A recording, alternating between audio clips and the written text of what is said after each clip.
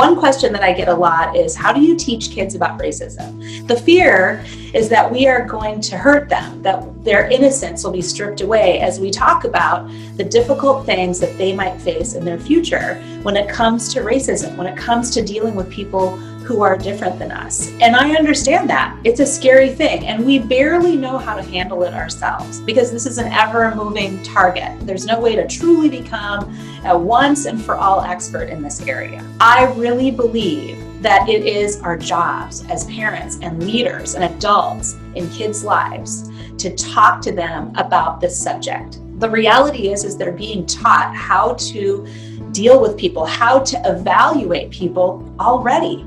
It comes through our media sources. It comes through music and television shows. And particularly if you don't live in an area that is diverse, they're not getting that information from real life sources. So they'll get it from other places. That's why I think you have to take responsibility for having that conversation. You're not going to be able to get it all at once. Teaching children about racism is an ongoing thing. And the truth is you are being taught just as they are. So I wanted to give you a few tips so that you can get started.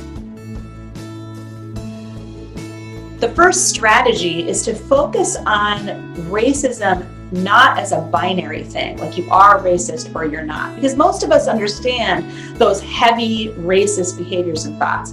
Instead, create a standard. What is it that you want to stand for? You want to make sure that your children understand that diversity is necessary and that differences are beautiful and they're all meant to be.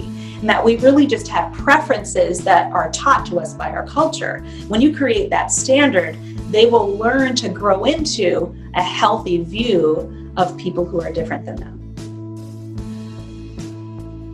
The second thing you need to think about is being specific. It's not enough to say be kind or be respectful. Make sure they specifically understand what kinds of behaviors they need to avoid. When you can, use examples of what you don't want to see. When you see something on the news, when you see marketing material that overly focuses on one group of people, you can help them understand that this kind of exclusion really doesn't help us as a community. Wherever you can, be very specific about the behavior that you want to see. Help and understand and correct behavior right away. As much as you love your children, don't excuse racist behavior because they're young or you want to say they're ignorant. This is the place to learn. We expect them to do a lot of things right out of the gate, and this is one of them.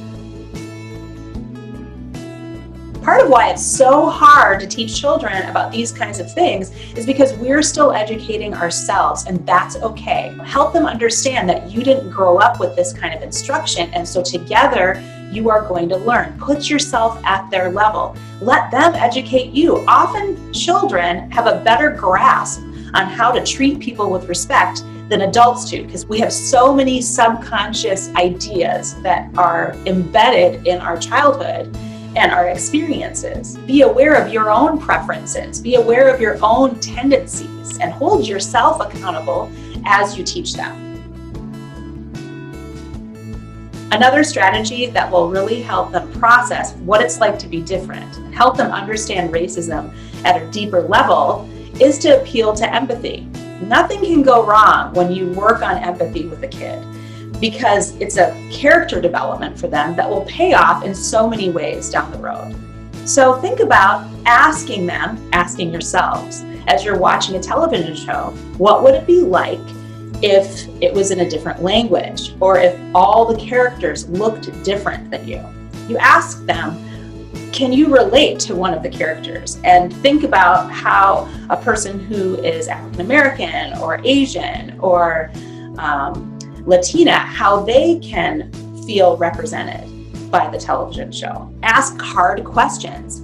Ask them, how would they feel if that person that's being arrested was their father? How would they feel? What would they want the news to talk about? Is the story fully representing what that person is like?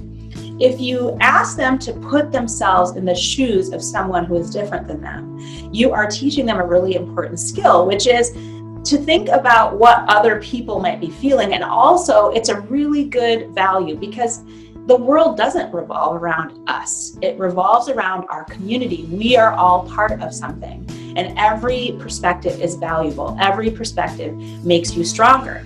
Teaching them how to walk in someone's shoes will pay off big time and is an important part of teaching children about racism.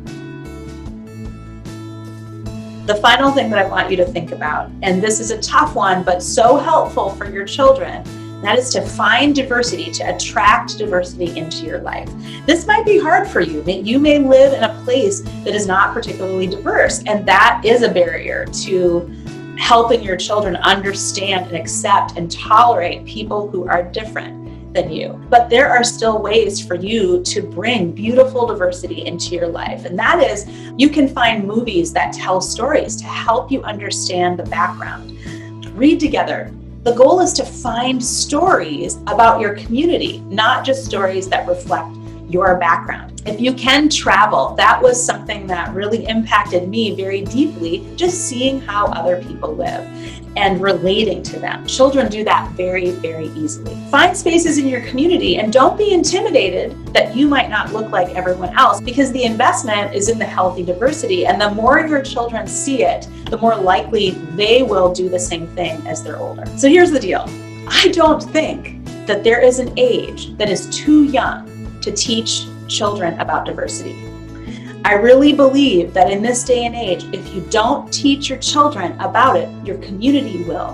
And they may receive lessons that are untrue, that are loaded with fear, that will hurt them in the long run as they try to succeed. Our differences are not something that we have to be afraid of. And as we teach our children, I think that we'll be teaching ourselves the same thing.